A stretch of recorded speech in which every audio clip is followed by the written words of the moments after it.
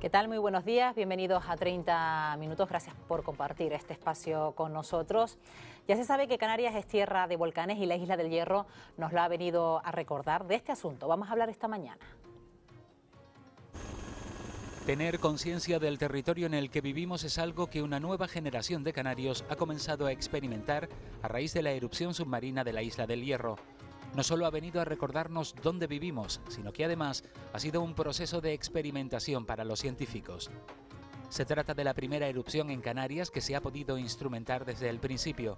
Con las técnicas que se han puesto en marcha, los expertos se han podido adelantar a determinados acontecimientos con 48 horas de antelación.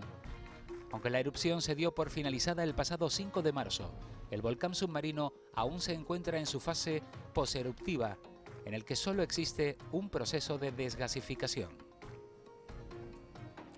Ya lo han escuchado, ese proceso eruptivo se da por concluido el pasado 5 de marzo, pero muchos se preguntan, ¿qué ha pasado con el volcán submarino de la Isla del Hierro? Vamos a hablar de este asunto con María José Blanco, que es directora del Instituto Geográfico Nacional en Canarias. Señora Blanco, ¿qué tal? Muy buenos días. Hola, buenos días. Supongo que después de este proceso eruptivo, ahora mucho más tranquila, ¿no? Sí, ahora ya las cosas vuelven a tomar el ritmo que teníamos antes de julio del 2011. Bueno, aunque últimamente ya no escuchemos tanto hablar del proceso eruptivo de la Isla del Hierro, estamos hablando de que se encuentra en ese proceso de desgasificación. ¿Todavía está en ese proceso? Bueno, la última vez que se introdujo una cámara submarina por parte del Consejo Superior de Investigaciones Científicas, se vio que el proceso de desgasificación continuaba y es lógico que continúe bastante tiempo porque hay mucho material a una alta temperatura y que a medida que se va enfriando va perdiendo el gas que tiene disuelto en su interior y por lo tanto este proceso de desgasificación que en un volcán subaéreo pasaría desapercibido, en un volcán submarino lo continuamos viendo. Es decir, se mantiene la vigilancia a pesar de que el pasado 5 de marzo se haya dado por concluida esa erupción. Sí, toda la instrumentación que se desplegó a raíz del comienzo de la intensificación sísmica en julio del 2011 continúa totalmente operativa, tanto las estaciones sísmicas como las estaciones de deformación, los GPS, los magnetómetros, los gravímetros y las estaciones de geoquímica están completamente operativas. Bueno, el caso es que esta erupción ha venido a enseñarnos un poquito más a los canarios del territorio en el que nos encontramos y para ustedes, los científicos, señora Blanco, ya lo escuchábamos en este vídeo, ha servido para instrumentar un proceso eruptivo desde el principio. Sí, esta es la primera ocasión que en España se registra instrumentalmente una erupción volcánica desde el comienzo absoluto, que fue el 17 de julio, hasta el final cuando se produzca, porque ha habido distintos periodos de intensificación sísmica y de deformación posteruptivos, en concreto ha habido 3 periodos grandes y no sabemos si continuarán estos periodos. Llevamos ya varios días con un nivel de sismicidad similar al que teníamos antes de julio del 2011 y sin deformación, por lo tanto es un proceso que tiende a su asentamiento, pero realmente no lo sabemos hasta que pase bastante tiempo sin ningún tipo de actividad. Es decir, eso no se puede descartar todavía, ¿no? Que ese proceso pueda a lo mejor volver a resurgir. Bueno, en el mes de septiembre tuvimos una intensificación sísmica y de deformación muy intensa, aunque duró solo 11 días, y septiembre está hace 2 meses nada más, o sea que sí, no es descartable, pero cada vez es menos probable, evidentemente. De hecho, se volvió a tomar como referencia el semáforo, ¿no? El famoso semáforo, cuando se volvió a reactivar esa sismicidad en el pasado mes de septiembre. Pero sigue en verde desde el mes de agosto, está en situación de prealerta, color verde. Es decir, el semáforo está en verde ahora mismo en la Isla del Hierro. Sí. Bueno, ¿y cómo ha cambiado la instrumentación con el paso de los años, señora Blanco? ¿Cuál es la instrumentación? Ya hablaba de algunos aparatos que se vienen utilizando para mantener esa vigilancia en la Isla del Hierro. Bueno, pues la instrumentación cada vez es más sensible, cada vez es más portátil, cada vez tiene un umbral de detección más bajo, pero lo que ha cambiado, aparte de la instrumentación mucho, es el sistema de muestreo, de información, de envío de esta información y de análisis. Ahora mismo toda la información tiene que estar disponible en los centros de análisis e interpretación en tiempo real. Esto ha hecho que pasáramos de las originales líneas telefónicas dedicadas a los satélites que hacen que un emplazamiento sea difícil de conseguir en muchas estaciones con transmisión satélite en una densificación de emergencia, a pasar a diseñar redes de cobertura insular, en este caso para transmisión de información vía wifi, y esto ha sido la gran revolución. ¿Y siempre jugaron con un tiempo prudente para anticiparse a los acontecimientos?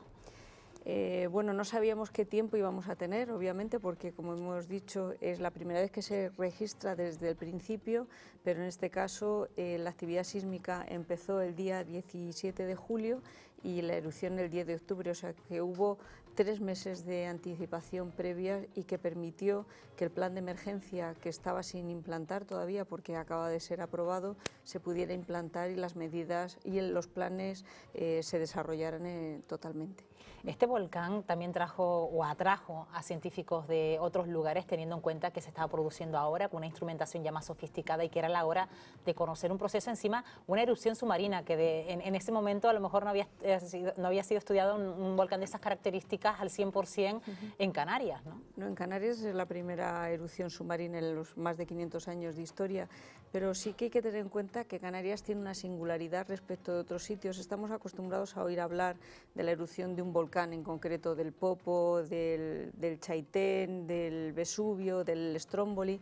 En Canarias tenemos un volcán que es singular, como estos que hemos citado, que sería el Teide, que tiene erupciones consecutivas, pero luego tiene una actividad volcánica dispersa por todo el archipiélago prácticamente en su totalidad, que hace que la vigilancia y el pronóstico sea un poquito más complicado, porque no es vigilar un edificio volcánico en concreto, sino vigilar un territorio disperso y que la actividad volcánica puede salir con más o menos probabilidad en cualquier sitio de la superficie y del fondo del mar.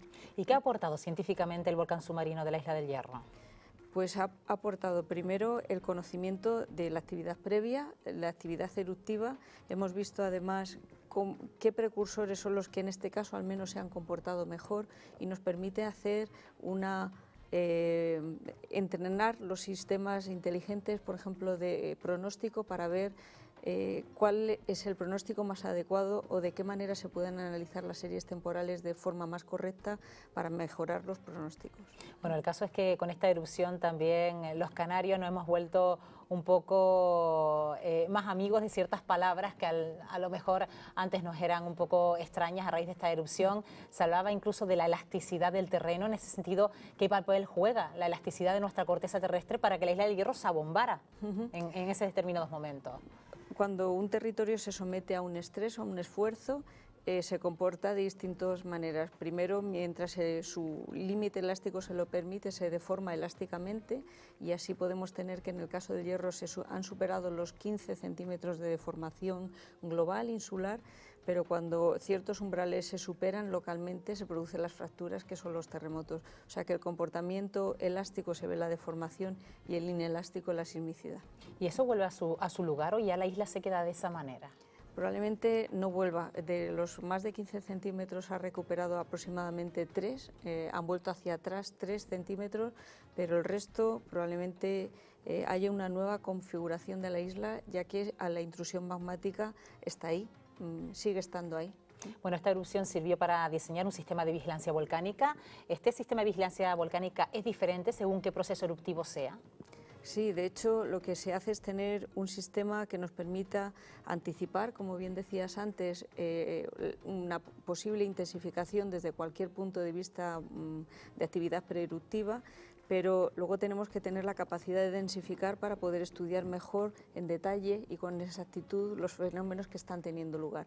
En el caso, por ejemplo, de Canarias, ahora nos encontramos en un momento en el que vamos a densificar la isla de La Palma, porque es de las islas la que durante los 500 años de historia ha tenido una más incidencia en erupciones volcánicas subaéreas, y posteriormente iríamos a la isla de Lanzarote. O sea, lo que tenemos ahora mismo es un sistema que nos permite anticiparnos, como ha sido en el caso del Hierro, pero queremos llegar un poco más allá y densificar de manera más alta las islas que tienen una mayor probabilidad de tener una erupción. Es decir, eso quiere decir que las más activas hoy por hoy podrían ser la isla de La Palma y la isla de Lanzarote. Serían Tenerife, El Hierro, La Palma y Lanzarote, sí. Bueno, también otra palabra que se nos volvió muy familiar a raíz de la erupción submarina de la Isla del Hierro fue el PEVOLCA, ¿no? Ese plan. ¿Quién formaba parte de ese plan de vigilancia y de coordinación? Muchísimas instituciones a distintos niveles, porque hay sistemas, una parte que es operativa, en la que yo no entraba nunca, pero por ejemplo a nivel científico pues está el comité científico, que hay instituciones que forman parte de ese comité, y hay otras que son invitadas a verter su conocimiento y su opinión y enriquecerla para que la conclusión unánime que se obtenga de las reuniones del comité científico permita a los gestores de la emergencia tomar las medidas más adecuadas. ¿Y estaba el Pevolca preparado para una erupción submarina, teniendo en cuenta que en los 500 años de historia que se conocen no había habido una erupción de estas características en las islas? Bueno, el Pevolca, entre otras cosas, está en proceso de redacción de nuevo para intentar eliminar las disfunciones que se han visto durante la erupción del Hierro, y una de ellas es contemplar la posibilidad de una erupción submarina. Antes hablaba que el volcán del Hierro se encuentra en un proceso de desgasificación. ¿Ese proceso de desgasificación es visible o solo lo ven los científicos a raíz de esa instrumentación con la que cuentan? Pues hay que meter una cámara submarina o entrar en el mar a una profundidad superior a los 88 metros, que es la que ha quedado desde la cima del volcán hasta la superficie del mar. 88 metros ya requiere un equipamiento de submarinismo muy especial. Y de hecho, una vez que se ha activado de nuevo el submarinismo en la isla del Hierro, ¿es posible acercarse hasta ese lugar o no es conveniente? Bueno, que yo sepa, se acercan, incluso ha habido una travesía a nado que se llamaba la primera travesía del volcán, que iba a ir dando la vuelta en torno al cono volcánico, aunque finalmente por condiciones meteorológicas se trasladó costeando hasta la cala de Tacorón, pero sí, claro, ya se puede. Es decir, no supone ningún peligro. No, en principio no. Es un proceso de desgasificación que en otros muchos sitios del mundo se está produciendo de manera continuada. ¿Y magma? ¿Magma ahí debajo de esa zona? Estará a la profundidad a la que ha entrado esta intrusión magmática, que es entre 12 y 14 kilómetros de profundidad respecto del fondo del mar. Bueno, y ese proceso de gasificación, señora Blanco, ¿tiene un periodo de caducidad? ¿Se puede terminar en determinado momento? ¿Eso tampoco se puede prever? No, de hecho no se sabe cuánto tiempo puede durar esta desgasificación y no hay ejemplos en el mundo en el que un proceso de desgasificación se haya dado una fecha de final concreto. Por lo tanto, tendremos que esperar y seguir introduciendo cámaras o sistemas que nos permitan ver si realmente la desgasificación continúa o no. Antes hablaba de esa reactivación sísmica que se produjo el pasado mes de septiembre. En ese sentido, esos movimientos sísmicos se están produciendo en una zona diferente a la zona inicial del volcán. Inicialmente empezaron en el mes de julio y agosto en la zona de mar en el Golfo, para trasladarse a partir del mes de septiembre a la zona sur y al mar. Ahora mismo se mantienen dispersos por toda la isla a una profundidad en torno a los 15 kilómetros más o menos de profundidad, y en la zona oeste principalmente de la isla. Sí, es una zona en la que las reactivaciones que se han producido a lo largo del 2012 han tenido lugar, tanto la de junio como la de septiembre. Bueno, se ha hablado de una posible alineación entre el norte y el sur. ¿Eso se maneja como una posibilidad? ¿Alineación del norte y el sur? Sí, como algo que pueda partir la isla a la mitad. Bueno, es que en su momento se habló de ese asunto, ¿no? Hay una anomalía con dirección norte-sur que se ha detectado desde el punto de vista gravimétrico, pero de ahí a que se pueda partir la isla en dos me parece un poco exagerado. Bueno, estamos hablando de que es la isla más joven del archipiélago, es decir, la isla del Hierro todavía está en proceso de transformación, ¿no? De hecho, está en periodo de crecimiento. Fíjate que sigue teniendo erupciones de manera continuada, incluso su volumen ha crecido con esta última erupción, o sea que está en periodo de crecimiento. Es la isla que las rocas más antiguas son las más jóvenes. Bueno, antes decía usted que se iba a ampliar esa red de vigilancia, la isla de La Palma, Lanzarote, vemos que el Hierro está en ese proceso de transformación, también la isla de Tenerife, pero ¿hay alguna isla muerta en las islas del archipiélago?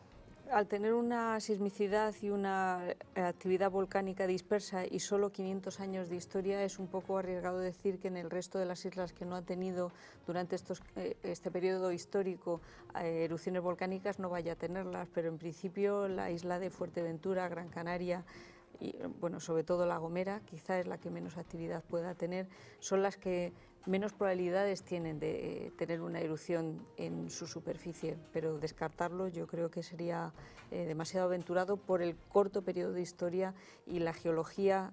Los depósitos que se observan en superficie son depósitos antiguos, pero yo, como digo, la volcanología en Canarias es una actividad volcánica dispersa y los sitios más probables son los que hemos dicho y los menos probables son los que hemos citado, pero ni se puede descartar ninguna actividad en cualquiera otra de las islas. Bueno, tal vez lo que echamos de menos todos era que ese volcán se volviera visible en el mar, señora Blanco. ¿Por qué no ocurrió? Bueno, porque empezó demasiado profundo, tenía una profundidad en base de 350 metros y aunque el edificio volcánico alcanzó una altura de más de 270 metros, pues se ha quedado 88. Si hubiera salido un poco más en superficie hubiéramos podido llegar a verlo, pero hubiéramos tenido a lo mejor algún problema más en cuanto la columna de agua fuera demasiado pequeña para taponar las manifestaciones volcánicas que hubiera podido tener con un carácter más explosivo por un centro emisor más somero. Muchos hablan en su momento hasta de una posible cresta de gallo, ¿no? Que había ocurrido en otras erupciones submarinas en otras partes del planeta. En ese sentido ya se veía venir que el volcán submarino de la Isla del Hierro no iba a tener ese carácter. No, se veía a medida que los datos que nos proporcionaban las instituciones que hacen las batimetrías, como el IEO, por ejemplo, o el CSIC, nos iban dando batimetrías que nunca llegaban al límite, que es en torno a los 50 metros. Estábamos siempre por debajo de estos metros y entonces, mientras las profundidades no fueran cada vez más someras con una gran rapidez, esperábamos que la erupción terminara antes de que pudieran aparecer todos estos fenómenos en superficie. Bueno, en cuanto al magma expulsado, se habla de que expulsó mayor volumen de magma que el que expulsó el volcán Teneguía de la isla de La Palma. Sí, de hecho el cono es mucho más grande que el cono del Teneguía y eso que el cono, al menos el del Hierro, nos consta que ha tenido varios periodos, varios momentos de derrumbes y se pueden encontrar restos a profundidades mayores de 1000 metros, que es la profundidad de trabajo de los buques oceanográficos que han estado en la zona. Por lo tanto, sí, es bastante mayor que la erupción del Teneguía. Bueno, ¿y hay margen en estos casos la improvisación? ¿Se veía en alguna situación? Ya decíamos que habían momentos en que se podían predecir con 48 horas de antelación, pero se vieron algunos casos con improvisar algunas circunstancias porque el volcán no estaba respondiendo de la forma que ustedes preveían.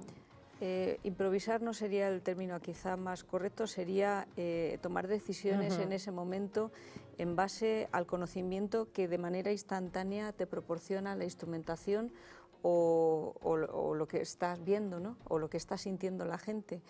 Pero todas estas decisiones cara a la población siempre las tomó con buen criterio la dirección del PEVOLCA. Nosotros somos científicos y lo que hacemos es valorar los datos que tenemos para que se puedan tomar las medidas adecuadas por los gestores de la emergencia, que son los que tienen que valorar la seguridad de las personas y esta es su misión. Y dentro del protocolo del PEVOLCA, ¿qué papel juega el IGN, señora Blanco? Pues es el encargado de llevar, bueno, hay un Real Decreto que se publicó en el año 2004 por el que el IGN es el encargado de llevar a cabo la vigilancia volcánica en España y en Canarias, por tanto, y la declaración de la alerta. Y dentro del PEVOLCA es la institución que lidera o encabeza el comité científico del PEVOLCA. ¿Qué papel jugaron las universidades canarias en todo este proceso? Pues las universidades canarias no forman parte yo creo una de las cosas que se están modificando en la nueva redacción del PEVOLCA, no forman parte del comité científico, pero fueron invitadas a formar parte y a verter sus opiniones. Hubiera sido quizá deseable que hubieran entrado desde el comienzo del comité científico, pero bueno, las cosas hay que decidirlas en el momento que ocurren y se intentó paliar esta deficiencia a la mayor rapidez posible. Y ahora más que nunca se hace necesaria la creación ya tan demandada en los últimos años del Instituto Volcanológico de Canarias. Hay una institución que tiene la competencia en la vigilancia volcánica, que es el Instituto Geográfico Nacional, y tener la instrumentación y el personal técnico requiere una inversión económica muy alta, y yo creo que en este momento el país no está ni la comunidad autónoma para realizar duplicados de competencias, pero desde luego la investigación volcánica está abierta a todas las instituciones que lo quieran hacer. Existen programas de financiación de proyectos de investigación de todos los ámbitos del conocimiento y uno de ellos es volcanología, y yo creo que ahora mismo, después de la erupción del Hierro, es el momento en el que la investigación en volcanología tiene que pegar un paso de gigante en España. ¿Y se debe trabajar mucho más en la población, señora Blanco, porque hasta hace 40 años, que fue prácticamente la última erupción en las islas, creo que hemos perdido la conciencia un poco del territorio en el que vivimos hasta que no ocurrió la erupción submarina de la Isla del Hierro. De hecho, en la Isla del Hierro los habitantes pensaban que las erupciones solo pasaban en La Palma prácticamente, que en el Hierro no existía constancia en la historia de una erupción, aunque ahora está en debate este hecho, ¿no? Pero sí es verdad que hay que poner en posición que tenemos que ser conscientes de que vivimos en un archipiélago que está aquí porque ha tenido erupciones volcánicas y las va a seguir teniendo. La población, desde muy pequeños en los planes de educación, tienen que estar contemplado el riesgo volcánico de una manera específica, no como en el resto del territorio nacional, y los gestores, desde luego, tienen que contemplar como un peligro más el peligro volcánico. Ahora, cuando mira hacia atrás a esos periodos de crisis volcánica en sí, cuando la Isla del Hierro está viviendo esa erupción submarina, ¿cómo fue el comportamiento de la población herreña? Ahora, cuando mira hacia atrás y lo valora, señora Blanco. Espectacular. Yo siempre digo que de esta erupción una de las cosas que he aprendido y he valorado es la gran comportamiento ciudadano que tuvieron los habitantes del Hierro. Comprendieron, a lo mejor no compartían parte de las decisiones que se tomaron por parte de Pelvolca, pero las acataban e incluso facilitaban en todo la medida de cada uno de sus posibilidades que las medidas fueran más fácilmente tomables. Y siempre existen voces discrepantes y quizá ahí pues eran las que más accedían a los medios de comunicación, pero el comportamiento generalizado de los herreños fue de extremada delicadeza y con un absoluto comportamiento cívico. Bueno, y lo que han aprendido los niños, que usted que decía que se deben llevar a los centros escolares la conciencia del territorio en el que vivimos, los niños del Hierro, vamos, lo han aprendido prácticamente muy rápido, ¿no? Bueno, hicieron un entrenamiento a toda velocidad y una de las cosas mejores fue cuando ya había terminado la erupción, que hicimos varias charlas en centros educativos y ellos nos mostraban los trabajos que habían hecho y algunos estaban extremadamente bien hechos, habían comprendido el fenómeno. Y por la experiencia vivida, ¿a qué le tiene más miedo a la población? Ya no solo del Hierro, sino a nivel general, ¿a los terremotos o al fenómeno eruptivo en sí, todo lo que conlleva, lo que puede ser la expulsión de magma, gases, piroclastos? Yo creo que el miedo máximo lo generan los terremotos, pero porque dura mucho más tiempo. O sea, el periodo en el que ha habido actividad sísmica, que se han sentido en el Hierro pues más de 400 eventos durante todo este tiempo, es mucho más largo el periodo en el que se sienten terremotos y al principio migran del norte al sur, y esa sensación de que no sabes por dónde van a salir, pues yo creo que es el máximo desconcierto y por lo tanto el máximo miedo. Bueno, siempre en la historia de Canarias se ha mirado al Teide con recelo. En este sentido, ¿cómo está el Teide, señora Blanco? Pues el Teide sigue teniendo una actividad fumarólica, quiere decir que, bueno, que es un volcán activo, que ahora mismo está en un estado latente, pero ha tenido erupciones geológicamente hace muy poco, algunas de una actividad importante como puede ser algunas actividades incluso explosivas. Por lo tanto es un volcán a vigilar muy de cerca y por supuesto esperamos que la actividad que pueda tener previa a una entrada en erupción sea tan clara, seguro, y mucho más que la que hemos tenido en el caso del Hierro.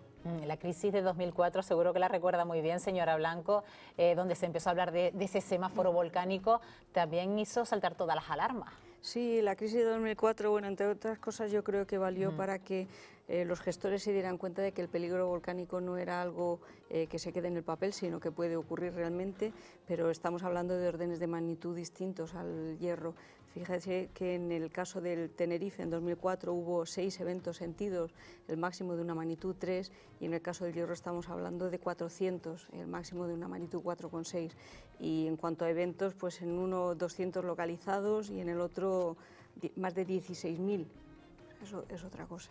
¿Se llegó a organizar algo en esa época similar a cuando veían ya esos periodos o esa prefase eruptiva en la Isla del Hierro? No, ahí lo que hubo fue un mayor desconcierto de todos los actores que entran en la emergencia o en la gestión de la emergencia volcánica, pero lo que sí valió es para que se redactara el PEVOLCA, lo que sí valió es para que el Instituto Geográfico Nacional asumiera esta competencia, para que se contratara personal con una formación específica y se adquiera la instrumentación que mejore la calidad de la vigilancia volcánica en Canarias. O sea que el 2004 valió para estar bien preparados para el 2011. ¿Y cómo funcionan los colores del semáforo? Pues esto se lo tendría que preguntar mejor a Pevolca, Ajá. pero el verde es situación normal, amarillo prestar atención a los mensajes que se dirijan desde emergencia y el rojo pues peligro, alarma y posible evacuación. Hablando del TEIDE, hace unos días leíamos unas declaraciones de un profesor de ufología y geología de la Universidad de La Laguna donde comparaba el TEIDE con las características del Vesubio que arrasó Pompeya. En ese sentido, ¿el TEIDE tiene esa dimensión, esas características, señora Blanco? Pues Montaña Blanca, que es uno de los conos volcánicos en el entorno del Teide, tuvo una erupción subcliniana, o sea, de una actividad explosiva importante, coetánea con la del Vesubio que causó el desastre en Pompeya y en Ercolano. Por lo tanto, no es descartable una actividad explosiva en el Teide, pero sí es verdad que su periodo de recurrencia es muy largo. ¿Y está la isla preparada para eso? Pues eso hay que preguntárselo a los gestores de la emergencia. De todas maneras, hay emergencias que son frecuentes o con una cierta frecuencia en la vida de la sociedad, que son y que tienen un tamaño gestionable, y luego hay emergencias que, dada su poca probabilidad, pues el tratamiento tiene que ser distinto. Tampoco nos preparamos ante la posible caída de un meteorito porque la probabilidad es muy pequeña. O sea que hay que jugar con la probabilidad de ocurrencia de los fenómenos, con el riesgo y con las medidas necesarias. Es que no es cuestión de alarmar, señora Blanco, pero sí es verdad que tenemos que ser conscientes de los riesgos volcánicos que puede suponer para la población, ¿no? Yo creo que hay que saber que vivimos en un archipiélago volcánico y lo que esto conlleva, por supuesto. ¿Y el papel de los medios de comunicación? ¿Cómo se comportan ante este tipo de situaciones? Hemos visto que nos hemos tenido que educar un poco la población en este sentido a raíz de la última erupción en la Isla del Hierro, pero en el papel de los medios de comunicación todavía tenemos que entrenarnos mucho más. Yo creo que como en todo hay profesionales que han demostrado su categoría en un sentido y en otro, ¿no?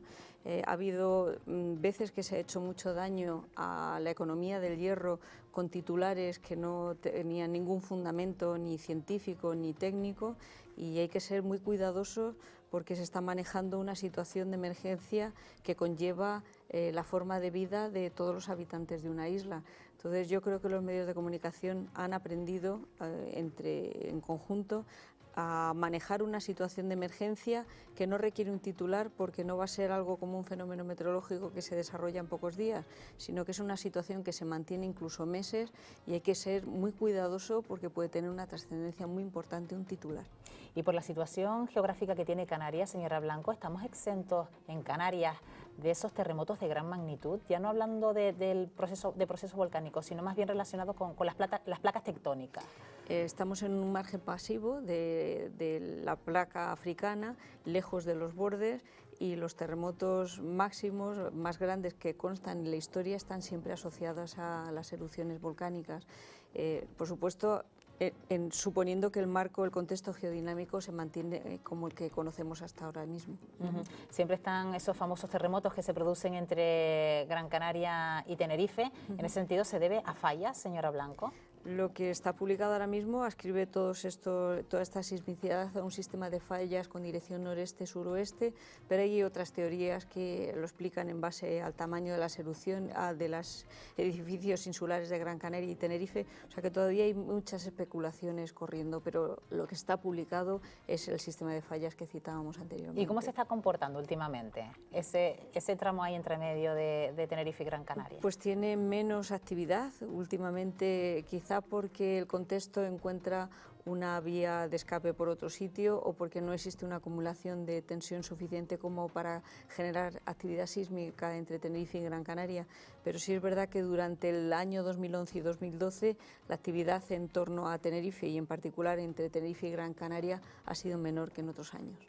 Bueno, y el IGN, hablamos un poquito del Instituto Geográfico Nacional en Canarias. ¿Cómo viene funcionando? ¿Con qué equipo, señora Blanco? ¿Se ha tenido que reforzar a través de la última erupción submarina?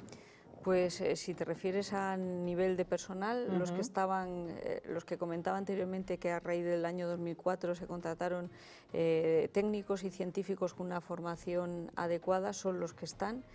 Por ahora no ha habido nada más, y dada la situación en la que estamos, pues sería raro que hubiera una ampliación de la plantilla, creo yo.